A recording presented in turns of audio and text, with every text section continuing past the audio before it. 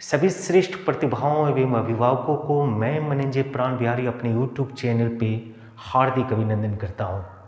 परीक्षाओं का दौर शुरू होने वाला है और उन सभी श्रेष्ठ प्रतिभाओं को अपने लक्ष्य के लिए किसी भी परिस्थिति में तैयार हो जाना चाहिए, जो प्रतिकूल परिस्थितियों के उपरांत भी अपने गौरव को स्थापित करने का हर संभव प्रयास कर रहे हैं। कोरोना पीरियड अब अतीत का विषय हो जाएगा। आपकी सफलता वर्तमान में आपकी गौरव की हिस्सा बन पाएगी, ऐसा मेरा मानना है। आप देखोगे कि बीपीएससी 67 प्री की नोटिफिकेशन जारी हो चुकी है। 30 अप्रैल 2022 को आयोजित होने वाला है। बहुत महत्वपूर्ण विषय, बहुत महत्वपूर्ण परीक्षा उन प्रतियोगी परीक्षाओं के लिए जो जीतना चाहते हैं। साथ साथ यूपीएससी की भी एग्जामिनेशन की नोटिफिकेशन जारी हो चुकी है और प्री की एग्जामिनेशन 5 जून को आयोजित की जाएगी। साथ आप देख चुके हैं कि 26 दिसंबर 2021 को आयोजित होने वाली दरोगा की प्री परिणाम भी आपके पास आ चुका है। आप मेंस के लिए तैयारी करना शुरू कर चुके होंगे, ऐसा मेरा मानना है, और जीतने की राह पर अपने कदम को बढ़ा चुके होंगे।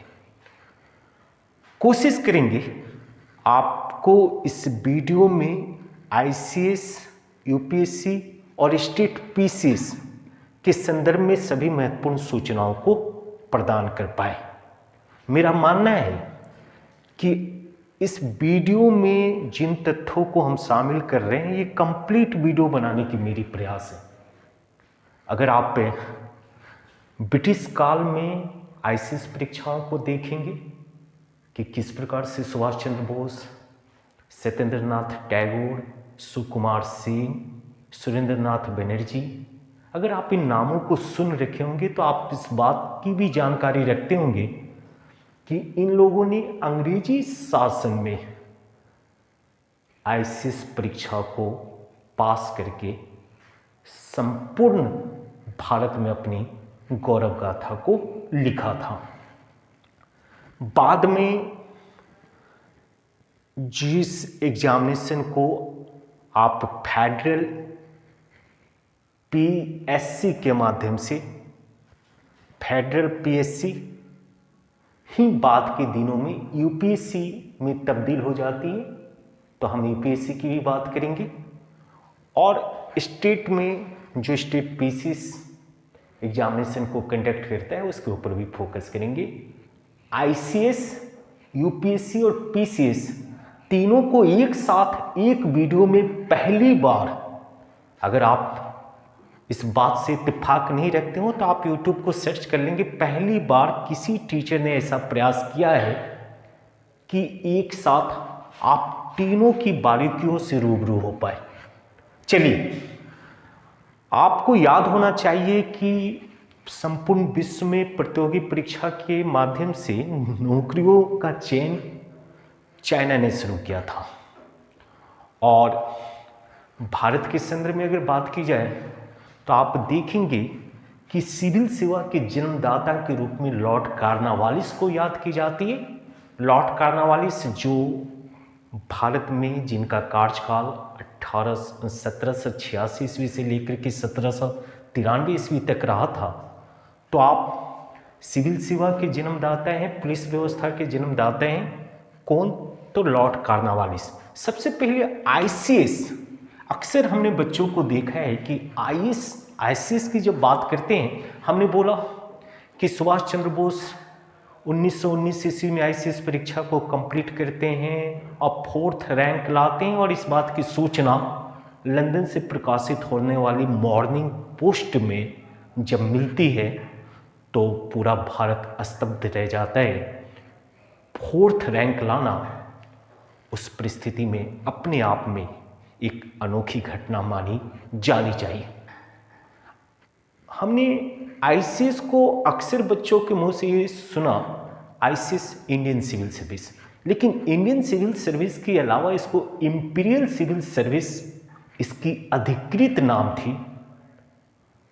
आप इंपीरियल सिविल सर्विस, और उसके बाद 1861 ईस्वी में, क्योंकि प्रारंभिक जो नाम आईसीएस का होता है वो इंपीरियल सिविल सर्विस इसलिए होती है क्योंकि आपके इंग्लैंड की जो विस्तार थे उसके औपनिवेशिक जो देश थे कई सारे थे, और सभी देशों के लिए वो एक साथ कंडक्ट करता था एग्जामिनेशन, इसीलिए इंपीरियल सिविल सर्विस उनकी उस सर्विस के नाम हो जाया करते थे।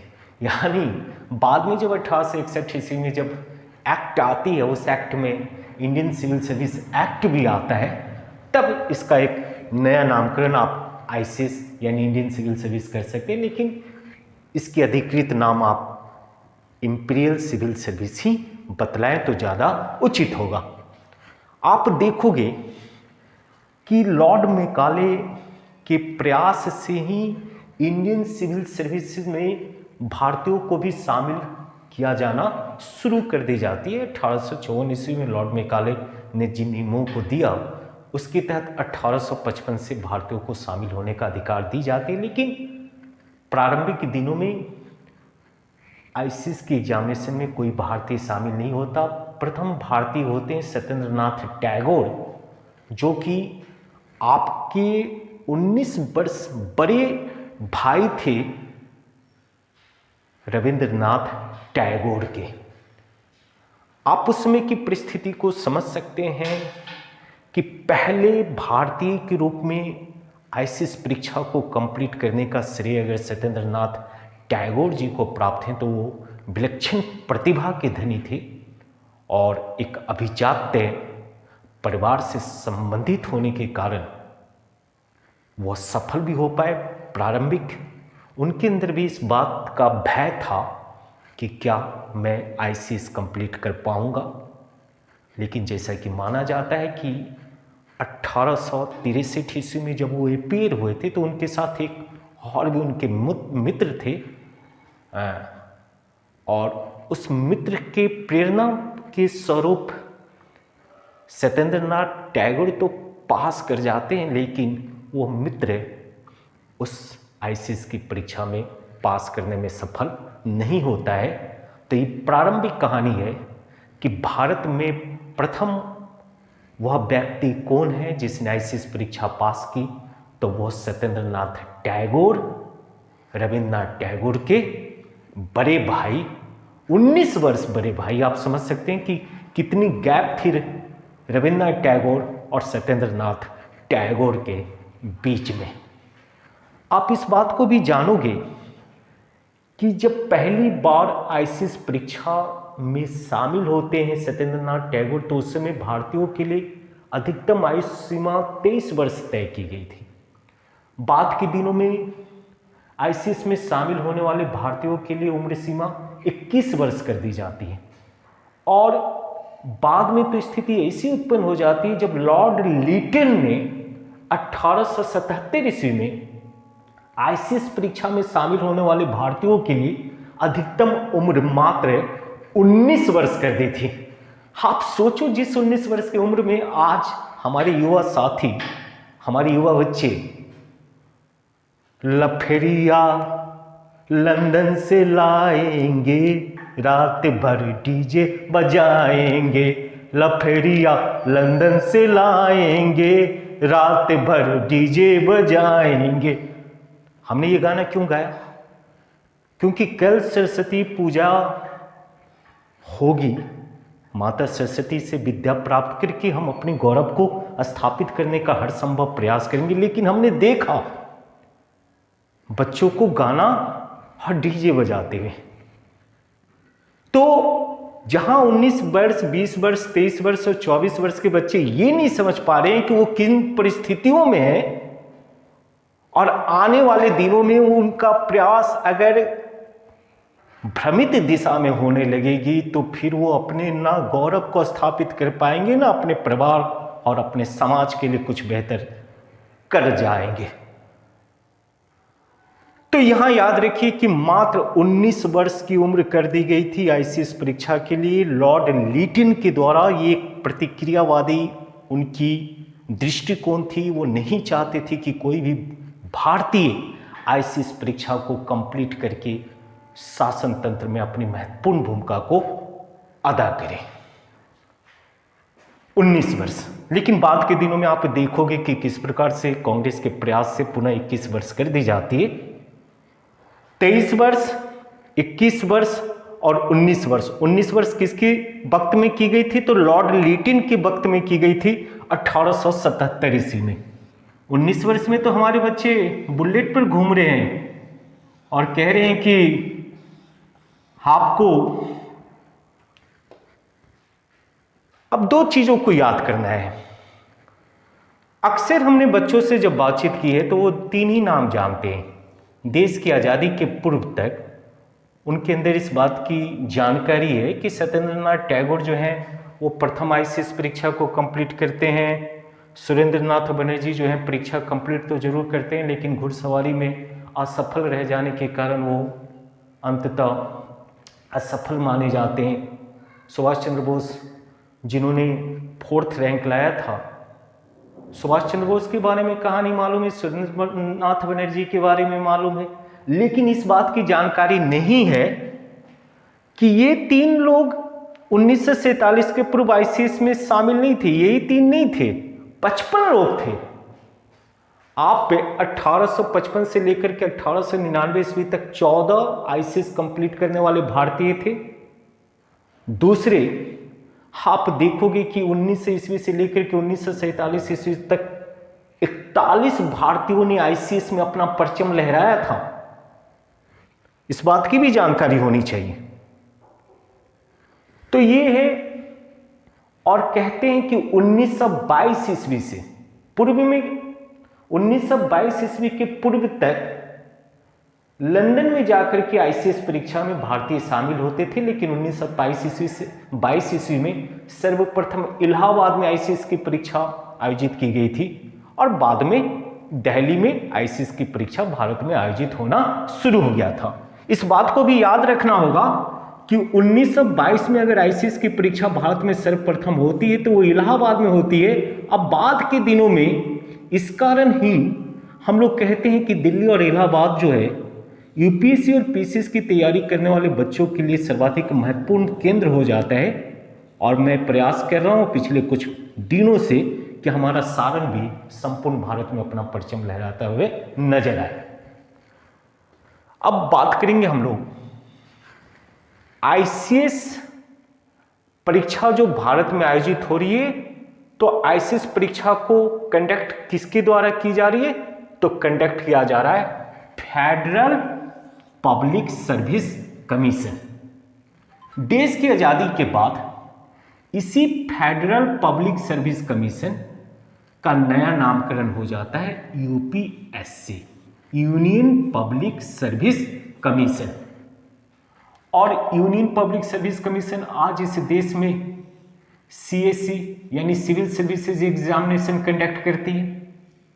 आप इस बात को जानोगे कि इस आईसीएस को अगर हम लोग इंपीरियल सिविल सर्विस कह रहे थे, तो यूपीएससी जिस एग्जामिनेशन को कंडक्ट करती है उसको हम लोग सिविल सर्विसेज एग्जामिनेशन के नाम से पुकारेंगे। आज आपके देश में संघ लोक सेवा आयोग देश के सर्वोच्च पदों के लिए प्रतियोगी परीक्षाओं को आयोजित करता है और संघ लोक सेवा आयोग और राज्यों में जो सर्वाधिक उच्च स्तरीय पद होते हैं उसके लिए आपको प्रांतीय सिविल सेवा होती है, जिसको हम लोग कहते हैं स्टेट पीसीएस। प्रांतों में अगर बात करेंगे आप तो राज्य लोक सेवा आयोग के द्वारा प्रांतीय सिविल सेवा परीक्षाओं को आयोजित की जाती है, स्टेट पीसीएस को आयोजित की जाती है।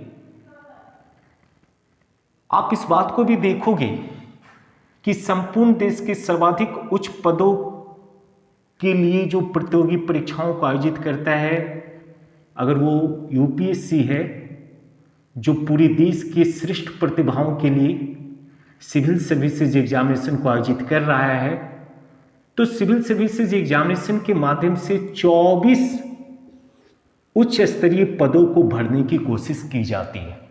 सीएससी के माध्यम से देश के 24 सर्वाधिक महत्वपूर्ण पदों पर नियुक्तियां संभव हो पाती है। आप आईएएस का नाम जानते हो, आईएफएस का नाम जानते हो, आईपीएस का नाम जानते हो, आईआरएस का नाम जानते हो। इंडियन फॉरेस्ट सर्विस होती 24 कैटेगरी में यूपीएससी एग्जामिनेशन को कंडक्ट करती है, यानी 24 महत्वपूर्ण कैटेगरी के पदों के लिए यूपीएससी एग्जामिनेशन कंडक्ट करती है। इस बात को याद करेंगे। और यूपीएससी एक ऑर्गेनाइजेशन है और जिस एग्जामिनेशन में श्रेष्ठ प्रतिभाएं शामिल होते हैं उस एग्जामिनेशन का नाम होता है सिविल सर्विसेज एग्जामिनेशन, सीएसई। अभी 2022 के यूपीएससी के द्वारा आयोजित होने वाली सिविल सर्विसेज एग्जामिनेशन की नोटिफिकेशन जारी हो चुकी है 2 फरवरी को। आज 4 फरवरी है। 2 फरवरी से फॉर्म फिलअप होनी शुरू हो चुकी है। 10 से 12 पदों के लिए ये नोटिफिकेशन जारी हो चुका है। आपको याद होना चाहिए कि 5 जून को प्रारंभिक परीक्षा होगा, क्योंकि ये जो सीएससी की एग्जामिनेशन होती है, सिविल सर्विसेज एग्जामिनेशन, ये 3 चरणों में पूरा होता है। प्रारंभिक, प्री पास करने के बाद, जिसको आप प्रारंभिक कहते हैं उसी को आप प्री भी कहते हैं। प्रारंभिक के बाद मेंस, अब मेंस के बाद इंटरव्यू। पहले आप यूपीएससी के संबंध में 1-2 पॉइंट को समझिए। हम बतला रहे हैं कि देश की आजादी के पहले आईसीएस की परीक्षा आयोजित होती थी और उस आईसीएस की परीक्षा केवल लंदन में आयोजित होती थी। लेकिन बाद के दिनों में 1922 ईस्वी से भारत में भी आईसीएस की परीक्षा आयोजित होनी शुरू हो गई। किस वर्ष से?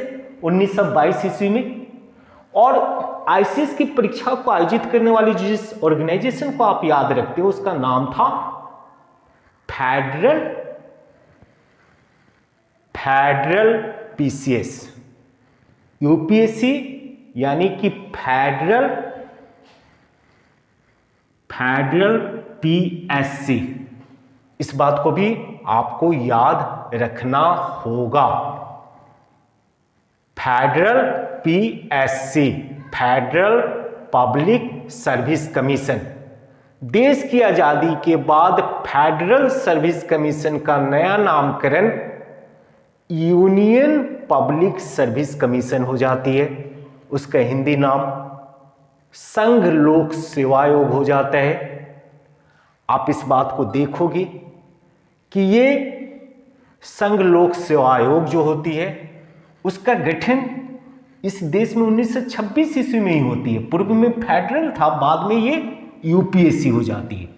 1926 में 1 अक्टूबर को गठित है और ये संघ लोक सेवा आयोग जो है आज भारत के दिल्ली में ये है अवस्थित, धौलपुर हाउस, शाहजहां रोड में संघ लोक सेवा आयोग का मुख्यालय कार्यालय जो है आप देखोगे। वर्तमान अध्यक्ष इसके कौन है? प्रदीप जोशी हैं।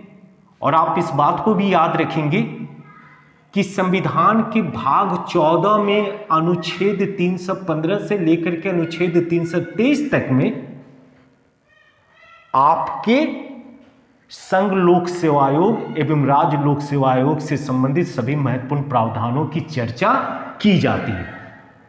क्योंकि संघ लोक सेवा आयोग और राज्य लोक सेवा आयोग संवैधानिक संस्थाएं हैं, कॉन्स्टिट्यूशनल बॉडी है इस देश की, तो इसलिए भारतीय संविधान के अनुच्छेद 315 से लेकर अनुच्छेद 323 तक में संघ लोक सेवा आयोग एवं राज्य लोक सेवा आयोग के संदर्भ में सभी महत्वपूर्ण पहलुओं की विश्लेषण की जाती है, व्याख्या की जाती है। इस बात को भी याद रखेंगे। 2 चीजें अब आपको याद होना चाहिए कि प्रत्येक वर्ष इसकी नोटिफिकेशन जारी होती है, जैसे कि 2022 के लिए नोटिफिकेशन जारी हो चुका है।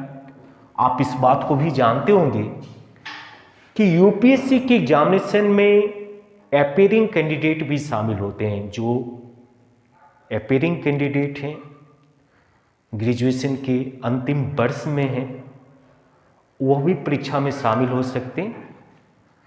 अधिकतम उम्र 32 वर्ष होती है, न्यूनतम उम्र 21 वर्ष होती है। समान वर्ग के लिए, जनरल कैटेगरी के लिए ओबीसी वर्ग के लिए ये आयु सीमा अधिकतम 35 वर्ष तय की गई है और शेड्यूल कास्ट शेड्यूल ट्राइब्स के लिए अधिकतम उम्र सीमा 37 वर्ष है। आप इस बात को भी याद रखेंगे कि जनरल क्लास के स्टूडेंट्स को अधिकतम 6 बार यानी अधिकतम 6 चांस मिलती है इस प्रतियोगी परीक्षा को क्रैक करने के लिए। ओबीसी क्लास में शामिल स्टूडेंट्स के लिए ये संख्या 9 होती है, यानी अधिकतम वो 9 बार शामिल हो सकते हैं। और SC/ST कास्ट और अन्य कुछ श्रेणी के बच्चों के लिए 37 ईयर तक जितनी बार वो शामिल होना चाहे वो शामिल हो सकते हैं। उनकी उम्र सीमा तय है, उनकी प्रयास की संख्या तय नहीं है, यानी कि 21 वर्ष से लेकर के 37 वर्ष की उम्र में वो प्रत्येक ईयर अगर शामिल होते हैं तो आप देख सकते हो कि लगभग वो 17 बार अपीयर हो सकते हैं यूपीएससी क्रैक करने के लिए। तो आपको इस बात की भी जानकारी होनी चाहिए। आप जैसा कि जानोगे यूपीएससी की फॉर्म ऑनलाइन फिलअप हो रही है। आपके जनरल क्लास के लिए 100 रुपये चार्ज है, ओबीसी के लिए भी 100 रुपये चार्ज है और शेड्यूल कास्ट शेड्यूल ट्राइब्स के बच्चों के लिए ये निःशुल्क होती है। उनको कोई भी फी आवेदन के लिए नहीं देना होता है, इस बात की भी जानकारी होनी चाहिए। आप देखोगे कि जो ये यूपीएससी की एग्जामिनेशन की प्रारंभिक परीक्षा 5 जून को आयोजित होने जा रहा है, उस 5 जून को आप 2 पेपर देखेंगे जिसको जीएस पेपर फर्स्ट और जीएस पेपर सेकंड के नाम से जानते हैं। तो जीएस पेपर सेकंड को आप सीसेट के नाम से भी जानते हैं, सिविल सर्विसेज एप्टीट्यूड टेस्ट, इस बात की जानकारी होनी चाहिए। और जीएस पेपर 1 से ही आपकी मेरिट तैयार होगी। जीएस पेपर सेकंड जो होगा वो क्वालिफाइंग नेचर की होती है। आपको जीएस पेपर सेकंड जिसको सीसेट कहते हैं, उसमें अगर आप 33% नंबर प्राप्त कर पाए हैं तो आपको पास माना जाएगा। सेकंड पेपर ही पहले चेक की जाती है, क्योंकि जिन स्टूडेंट्स का 33% से कम नंबर है उनका फर्स्ट जीएस पेपर को अवलोकन नहीं किया जाता, मूल्यांकन नहीं की जाती। तो आपको इस बात की जानकारी होनी चाहिए कि जो यूपीएससी सीएससी परीक्षा एग्जामिनेशन कंडक्ट कर रहा है, सिविल सर्विसेज एग्जामिनेशन जो कंडक्ट कर रहा है, उसमें प्री में 200 नंबर की 2 पेपर, पेपर 1 पेपर सेकंड, आपको याद होनी चाहिए कि ये 2-2 घंटे की एग्जामिनेशन होती है, 200 नंबर रहता है। लेकिन जो सेकंड पेपर है वो क्वालिफाइंग नेचर का है, फर्स्ट पेपर मेरिट लिस्ट तैयार करेगी। और आपको याद होना चाहिए कि 200 नंबर में 2020-2021 सत्र के लिए जो एग्जामिनेशन कंडक्ट हुई थी उसमें ये माना जाता है कि मात्र आपकी लगभग 92 नंबर लेकर आने वाले बच्चे प्री पास कर चुके थे। आप समझ सकते हैं कि यूपीएससी की examination one of the toughest examination in the world होता है। आप इस बात को कैसे समझ पा रहे हो कि मात्र आपका 45-46% नंबर लाने वाले स्टूडेंट्स जो हैं प्री को पास कर जाते हैं। आप 92 नंबर लेकर आते हो 200 में और प्री पास कर जाते हो, तो आपने 160 नंबर गलत किया या नहीं बनाया, फिर भी आप प्री पास कर रहे हैं। आप गंभीरता समझ सकते हैं। और विषय किस तरीके से, विषय की जो गंभीरता है, विषय को पूर्णतः अगर आप अध्ययन नहीं कर पा रहे हैं तो मुश्किल ही नहीं बहुत मुश्किल हो जाती है प्री को ही पास कर जाना। और जैसे कि आपको याद होगा कि प्री जब आप पास करेंगे तो मेंस में जाते हैं। मेंस में पूर्व से मालूम है कि आपका 2 पेपर जो होगा वो क्वालिफाइंग नेचर की होगी। पहली पेपर तो आपको भारतीय संविधान की 8वीं अनुसूची में शामिल किसी भी एक विषय को लेना है, किसी भी एक भाषा में। दूसरी जो होगी वो इंग्लिश की होगी। वो भी आपके क्वालिफाइंग नेचर की होती है। और जो 7 पेपर होता है मेंस में, वो प्रत्येक पेपर 250 नंबरों का होता है। आपने सुना होगा कि एक तो ऐसे राइटिंग होती है, ऐसे राइटिंग आप इंग्लिश में भी या हिंदी में, आपकी मीडियम क्या है परीक्षा में शामिल होने का, ये आप पहले चुन पाते हो। तो एक 250 नंबर का, क्योंकि मेंस में जो 7 पेपर होते, प्रत्येक पेपर 250 नंबर के होते। एक ऐसे राइटिंग 250, अब फिर 250 मल्टीप्लाई 4 करेंगे, क्योंकि जीएस कितनी इंपॉर्टेंट पेपर हो जाती है कि मेंस में आपको 4 पेपर देना होता है, तो उस बात को भी देखेंगे। और 2 ऑप्शनल का पेपर हो जाता है। इस प्रकार से आपको याद होना चाहिए कि 1750 नंबर मेंस में होती है। अब मेंस के बाद आप इंटरव्यू के लिए जाते हैं, 275 नंबर का आपका इंटरव्यू होता है। तो टोटल जो आपकी मेरिट तैयार होती है अंततः वह देखेंगे आप कि 20/25 नंबर में होता है। जैसे कि आपने शुभम गुप्ता जी का नाम सुना है कि शुभम गुप्ता जी 1054 नंबर प्राप्त कर पाते हैं और टॉप कर जाते हैं। आपको इस बात की भी जानकारी होगी कि मेंस में आप पे 1750 में 750 760 नंबर लाने वाले भी इंटरव्यू के लिए पात्र हो जाते हैं, एलिजिबल हो जाते हैं। यहाँ आपको देखना होगा कि मेंस में भी अगर आप पे 100% में 48, 47, 46 नंबर ले करके भी आप इंटरव्यू के लिए पात्र हो जाते हैं, तो आप कितनी डेप्थ में क्वेश्चंस पूछे जाते हैं इसका आप विश्लेषण कर पाओगे।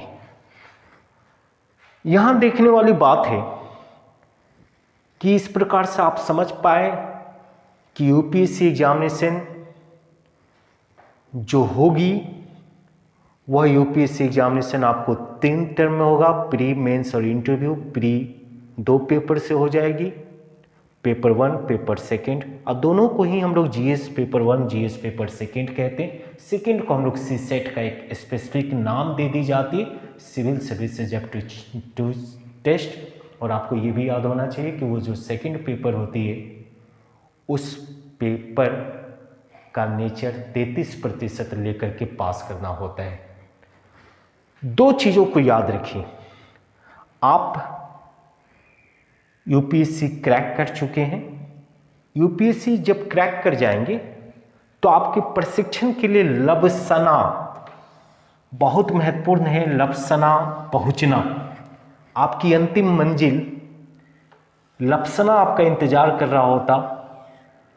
ये लबसना है क्या? लाल बहादुर शास्त्री नेशनल एकेडमिक, यानी national administration academic, Lal Bahadur Shastri राष्ट्रीय प्रशासनिक अकादमी के नाम से इसको जाना जाता है। और इसको हम लोग किस नाम से जानते हैं? लबसना।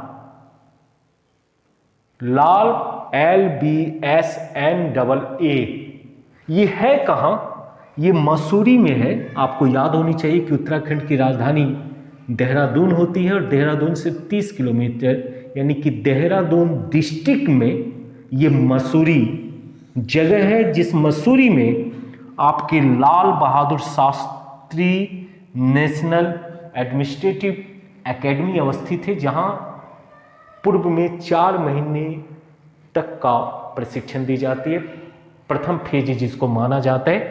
और टोटल जो होती है, आप इस बात को भी जानोगे कि यूपीएससी कंडक्ट करने वाले जो 24 अलग अलग कैटेगरी हैं, सभी के श्रेष्ठ प्रतिभाएं आपके लबसना ही पहुंचते हैं।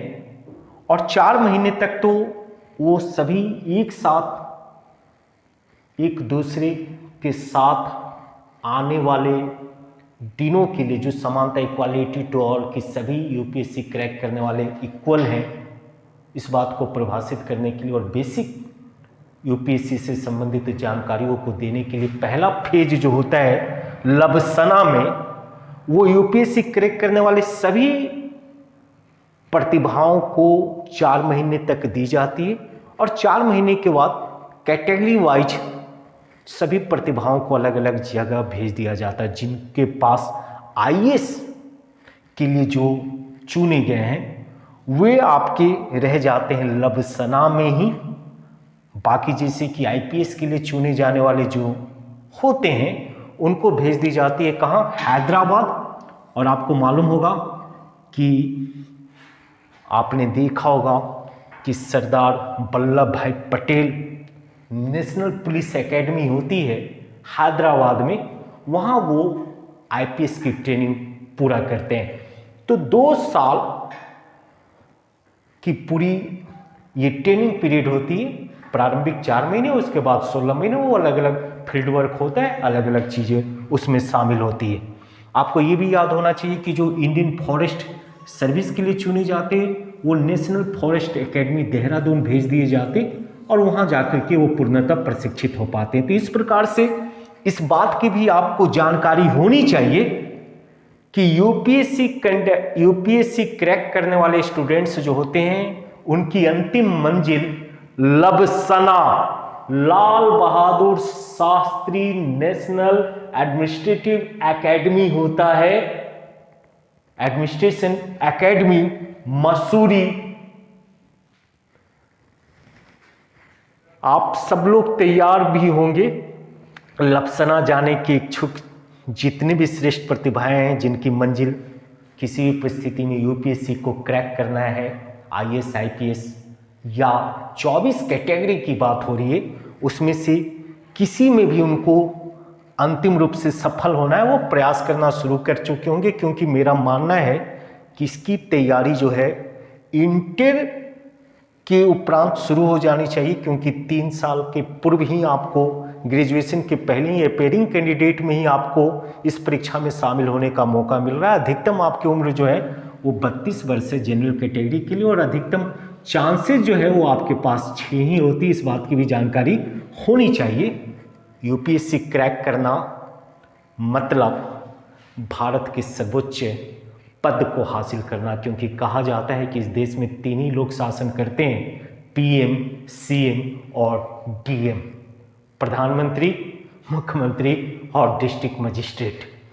तो यूपीएससी से संबंधित आप तक सभी इंफॉर्मेशन को रखने की कोशिश की जा रही है, क्योंकि हम चाहते हैं कि हमारे साथ जुड़ने वाले स्टूडेंट्स जो है सारण की धरती पे रहकर 2022 में प्री पहले पास करिए, उसके बाद मेंस की बात होगी, उसके बाद इंटरव्यू की बात होगी। लेकिन पास करने के लिए प्रयास तेज होनी चाहिए, रुकने के बजाय हमेशा चलते रहने की कोशिश होनी चाहिए। आने वाले दिनों में हम स्पेसिफिक किस किस पुस्तक को पढ़ा जाना चाहिए, प्री का क्या स्ट्रेटजी होनी चाहिए, मेंस की क्या स्ट्रेटजी होनी चाहिए, इस पर भी बात करेंगे। लेकिन तत्काल हम ब्रिटिश काल से लेकर के अभी किस प्रकार से यूपीएससी की एग्जामिनेशन कंडक्ट हो रही है उस पर चर्चा कर रहे हैं। और ये तीसरी जो है, अक्सर हमने जब बच्चों से बात करते हैं तो वो कहते हैं बीपीएससी की एग्जामिनेशन दे रहे हैं। हम पूछते हैं कि ये बीपीएससी होता क्या है, ये आप हमको बतला दो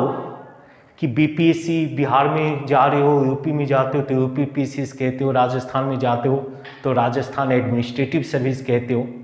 ये आप जिस राज्य में हैं वहाँ बीपीएससी की बात हो रही है या यूपी पीसीएस की बात हो रही है, ये होती है पीसीएस की परीक्षा। प्रत्येक राज्य में जो उच्च स्तरीय पदों को भरी जाती है राज्य लोक सेवा आयोग के द्वारा, उसे हम लोग कहते हैं स्टेट पीसीएस, राज्य प्रांतीय सिविल सेवा। State PCS, state provincial civil service. प्रत्येक स्टेट का अपना पीसीएस होता है और उस पीसीएस को कंडक्ट करने वाली जो बोर्ड होती है उसी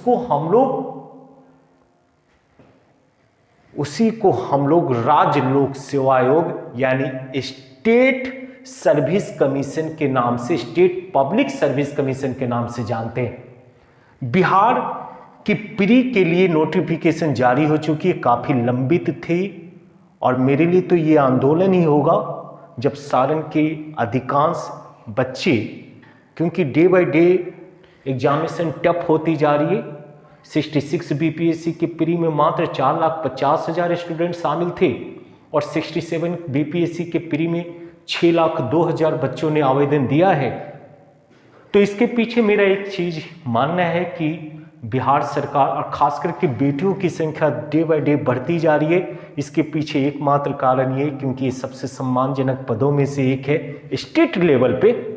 अगर आप सेंटर लेवल पे बात करेंगे तो यूपीएससी से बड़ी कोई एग्जामिनेशन ही नहीं होती। दुनिया का सबसे महत्वपूर्ण एग्जामिनेशन में से एक यूपीएससी है, लेकिन स्टेट लेवल पे स्टेट पीसीएस की एग्जामिनेशन है और हम बिहार की बात कर रहे हैं तो बीपीएससी की बात है। 30 अप्रैल को एग्जामिनेशन होगी। प्री में 150 क्वेश्चन रहेंगे, 150 प्रत्येक क्वेश्चन के लिए कोई निगेटिव मार्क नहीं रहेगा। यहां पर याद रखिएगा कि यूपीएससी में जो होती है वो निगेटिव मार्किंग होती है।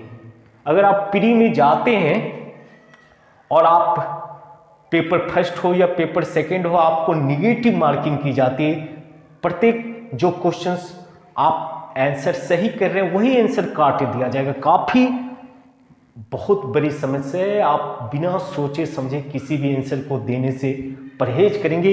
इस कारण से लो स्कोरिंग कटअप जाता है क्योंकि स्टूडेंट्स बिना सोचे हुए किसी भी आंसर को नहीं दे सकते। यहाँ निगेटिव मार्किंग प्रोविजन नहीं होती। इस कारण से आप 150 के 150 अटेम्प्ट लेते हैं। डे बाय डे आपको देख रहे कंपटीशन बढ़ती चली जा रही है। इसलिए आपने देखा भी होगा कि 66 बीपीएससी की प्री की जो रिजल्ट आती है वो 108 गर्ल्स के लिए, फीमेल के लिए वो मात्र 100 होता है, लेकिन 108 ये बीपीएससी के इतिहास का सबसे। इस साल तो हम लोग कोशिश कर रहे हैं, देख रहे हैं कि हो सकता है कि 110 से भी ऊपर चली जाए कटअप। तो तैयारी डे बाय डे होनी चाहिए। बहुत आसान है। हम लोग बुक पर भी बात करेंगे नेक्स्ट वीडियो में और आप जरूर हमें ये बतलाएंगे कि किस प्रकार का ये वीडियो लगा आपको, क्योंकि 30 अप्रैल को एग्जामिनेशन होगी। प्री 150 का प्री पास करेंगे तो मेंस में जाएंगे। मेंस में जाने के बाद आपको 100 नंबर की हिंदी होती है, वो केवल क्वालिफाइंग नेचर का होता है। पुनः मेंस में आप देखोगे कि 2 पेपर आपका जनरल स्टडीज की हो जाएगी, पेपर 1 पेपर सेकेंड। फिर आपको देखना होगा कि एक ऑप्शनल पेपर का पेपर हो जाएगा। तो 2 जनरल स्टडीज 600 नंबर का, एक ऑप्शनल पेपर 300-900 नंबर। जो 900 नंबर आपके मेरिट को तैयार करेगा। साक्षात्कार के 120 नंबर में प्राप्त होने वाले अंक के जुटने के बाद, यानी टोटल 10 से 20 नंबर में आपका मेरिट तैयार होती है। आपको याद होना चाहिए 65वीं जो बीपीएससी थी उसमें जिन बच्चों ने 900 मेंस के नंबर में 448 नंबर लेकर आया, वो भी इंटरव्यू के लिए एलिजिबल घोषित किया गया। और टोटल 534 नंबर लेकर भी जनरल कास्ट के बच्चे आज 65 बीपीएससी को क्रैक कर चुके हैं। इस बात को याद रखेंगे कि 10 से 20 में 534 यानी कि 50% से ज़्यादा नंबर लाने वाले बच्चे पीसीएस को भी क्रैक कर जाते हैं। यहाँ तो आप देख भी रहे हो कि शुभम गुप्ता भी मात्र 10 से 54 नंबर लेकर आते हैं 2025 नंबर में, और वो टॉपर है। और यहाँ आप देख रहे हो मात्र 534। तो विषयों का गंभीरता के साथ अध्ययन सुनिश्चित किया जाना चाहिए और लफेरिया लंदन से लाने के बजाय किताबों को खोल करके लगातार प्रयास निरंतर जारी रखना चाहिए। तब जाकर के आप एग्जामिनेशन को कंप्लीट कर पाएंगे। और आप जितने लोग भी इस वीडियो को देख रहे हैं, ये मेरा एक प्रयास था। आप प्यार करते हो, स्नेह करते हो, लगातार हमारे वीडियो को लोगों तक पहुंचाते हो। तो ICS, Imperial Civil Service, UPSC, CSC, state PCS आप देख चुके हो कि किस प्रकार से अभी तक आईसीएस की परीक्षा के लिए आप 3 जानते थे, हमने 55 नाम बतलाया। आप यहां देखोगे कि किस आर्टिकल के अंतर्गत संघ लोक सेवा आयोग, राज्य लोक सेवा आयोग के संदर्भ में चर्चा की जाती है। आप ये भी देखोगे कि जो लबसना होता है कमाल का नाम है, कमाल की फीलिंग है। जो यूपीएससी और पीसीएस की तैयारी करते हैं उनको मालूम होगा कि इन शब्दों में कितनी ताकत है। तो हम कल मिलेंगे और लगातार मिलते रहेंगे। लेकिन अगर प्यार करते हो, क्योंकि हम मेरा मानना है कि वीडियो में कमियां हो सकती है, लेकिन वीडियो को कंप्लीट देखकर ही आप समीक्षा कर पाओगे, क्योंकि जो वीडियो हम बनाने का प्रयास करते हैं उसके पीछे मेरा मकसद होता है कि कंप्लीट वीडियो दी जाए, एक साथ संपूर्ण तथ्यों को शामिल कर दी जाए। तो आप लोग इस चीज को भी एक बार देख लीजिए और फिर मिलेंगे कल लाइव क्लासेस में लगातार कई घंटों के लिए। माता के आशीर्वाद के साथ हम लोगों को अपने पथ पर निरंतर आगे बढ़ते रहना है और किसी भी परिस्थिति में अपनी प्रतिभा से, अपनी मेहनत के बल पर अपनी श्रेष्ठता को स्थापित कर देनी है। जय हिंद,